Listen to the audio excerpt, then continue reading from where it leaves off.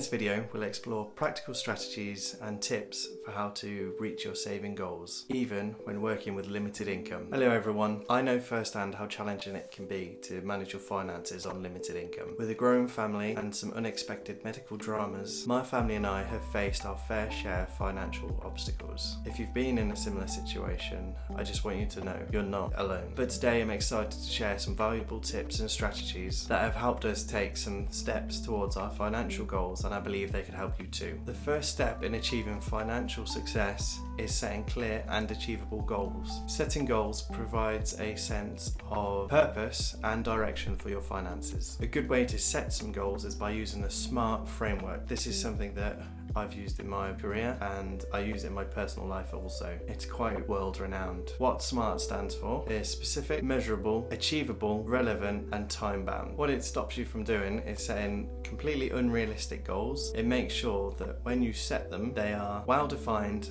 and also key achievable. So a good example of that would be saving £1,000 for an emergency fund within 6 months. Just an example. Step 2 is creating a realistic budget. Budgeting is like a financial roadmap that will guide you towards your goals. It will help you see what you can and can't do and where you need to make improvements. Is that putting your finger on the pulse of your finances? First thing you need to do is you need to track your income and expenses. There are various apps and tools that can help you along the way, such as a mint card. Also, I use Monzo. Monzo helps because it tracks everything you spend on your card. Also, your bank statements. They're very easy. You can just print them off and go and then tally them up. You can even color coordinate. So what you need to do is you need to figure out of your expenses what is a want and what is a need. So an example, our rent is a need. We need to pay our rent. A want would be something like our Netflix subscription. Just because it's a want doesn't mean though you have to get rid of it. You can, but you can make that choice once you know what it is. You have no choice on your rent. We can't choose. We're gonna get rid of that. But on Netflix, we can make the informed decision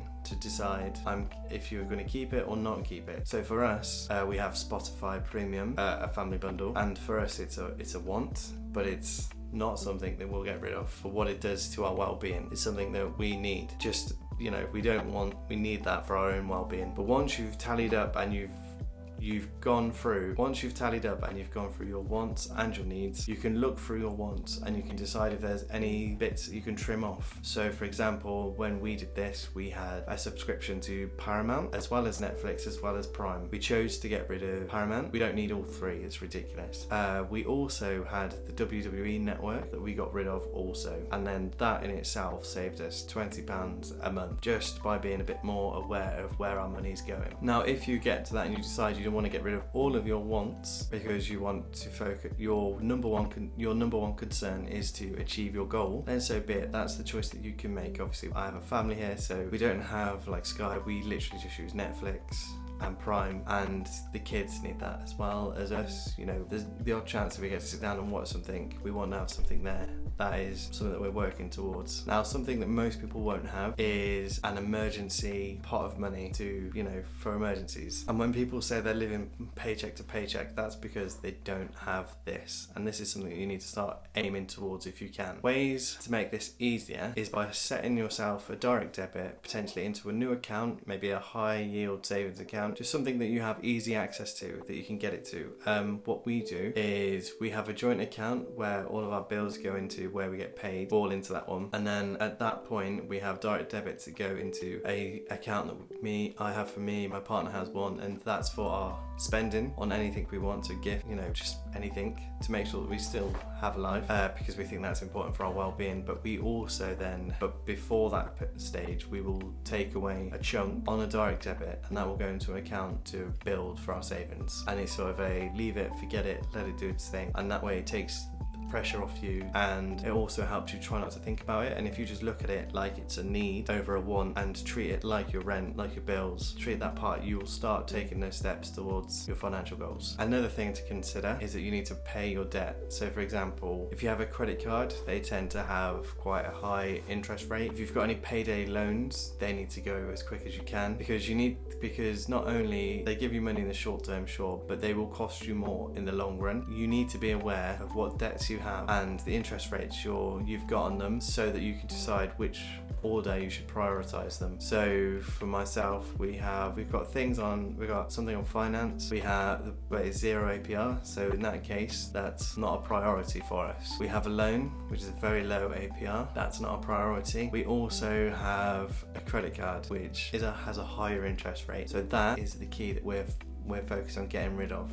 That's our current SMART goal, is to pay off our credit card bill within 6 months. That's my SMART goal. Another way to make things a bit easier for you, if you've got to the very end and you can't think down anymore, what you need to look at is ways to increase your income if you can. That doesn't have to be some sort of online thing. It can be as simple as literally getting a part-time job, something to just help you out, but you do want to be careful that you don't burn yourself out at the same time. What I would do if that was the case is I would use all of your income from, for example, your second job to solely paying off your credit card bill. So for example, if I got a weekend job, to just pay off the credit card, and then that way once it's paid off I can drop it and leave it and move on. Now, setting up your goals and checking your budget is not something that you do once and then leave it. It is something that you will need to regularly check back in and tweak and adjust and see what you're doing. So for example, if you go all in 1 month, get rid of all of your needs and get rid of all of your wants, and then after a month you decide it's too hard, you can slowly bring them back potentially, or you can see after a month what you've missed the most